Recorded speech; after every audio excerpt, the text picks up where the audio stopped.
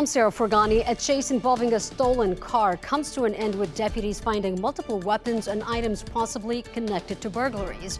This is according to deputies who say they spotted the stolen Kia around 4 a.m. on Highway 90 on the far west side. And when they tried to pull over that driver, he took off. Deputies followed them all the way to the south side. They took one person into custody, but the passenger ran off.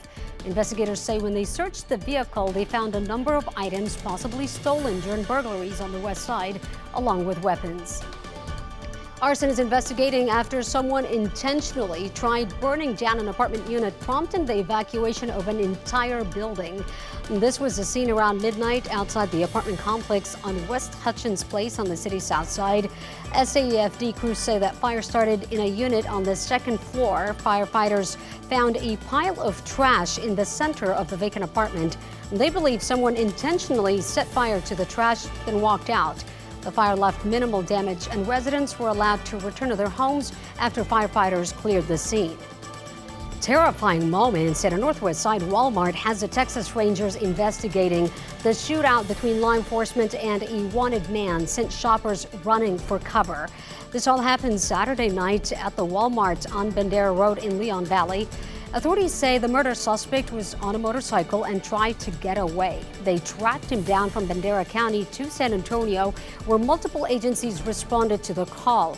When the chase ended, deputies and the suspect shot at each other. The suspect was shot once and was taken into custody. Shoppers told KENS 5 they ran for their lives during the shootout. Don't look back, just keep running. And we went through there's a walking trail in the back. They said just keep going because we didn't know if the shooter was following us. Bandera County officials have not released the name of the suspect or his current condition. A man with a large knife trying to rob a Mexican restaurant over the weekend was shot and killed by San Antonio police. This all happened at Nietzsche's Comida Mexican restaurant on Roosevelt Saturday night. Several employees chased him out, but then police say an officer confronted the man and told him to drop the knife, and he refused. That's when the officer shot him. He died at the scene. This marks the 7th SAPD officer-involved shooting in just the past 3 weeks.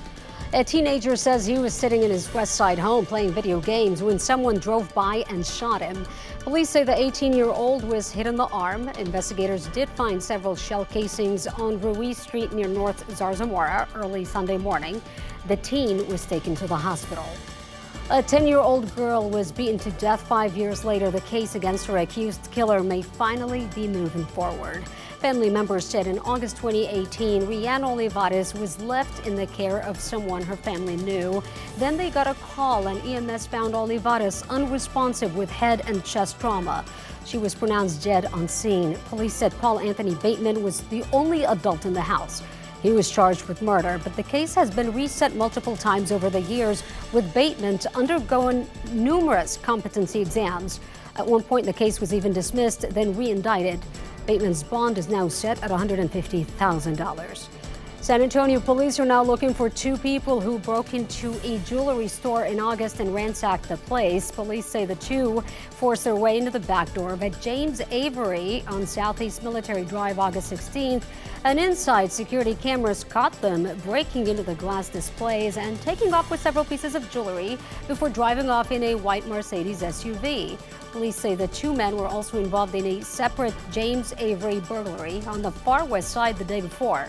If you recognize the suspects, call Crime Stoppers. A 2-week trial has ended with Ken Paxton still the state's top lawyer. He was acquitted on all 16 impeachment charges over the weekend. The vote came after less than 24 hours of deliberations, and Paxton was immediately reinstated as the state's attorney general. Lieutenant Governor Dan Patrick served as the presiding judge, and after the trial, criticized the Texas House for even bringing the impeachment vote. A recall of a popular item that could pose serious fire and burn hazards. People use it a lot, particularly during hurricane season. Generac is now recalling a portable generator after the U.S. Consumer Product Safety Commission said the generators resulted in at least 3 incidents of severe burns. An estimated 64,000 units are under recall and were mostly sold April 2011 through June of this year.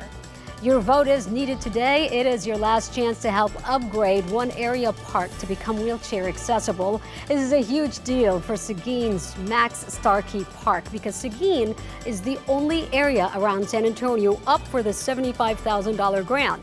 The city is looking to bring in new interactive and wheelchair-friendly equipment so that the kids with all abilities can play together. To cast your vote, be sure to check out that Niagara Perk Your Park project and look for Seguin. For today's forecast, meteorologist Paul Miralles is back. All right, Sarah, it's going to be a hot one today. High temperatures, mid-90s, lots of sunshine. We'll end up partly cloudy, but lots of sunshine today. Plus, winds will be light, so do have an air quality health alert for this afternoon. This evening, it's going to be warm. And that's Against 5 News Now. I'm Sarah Forgani.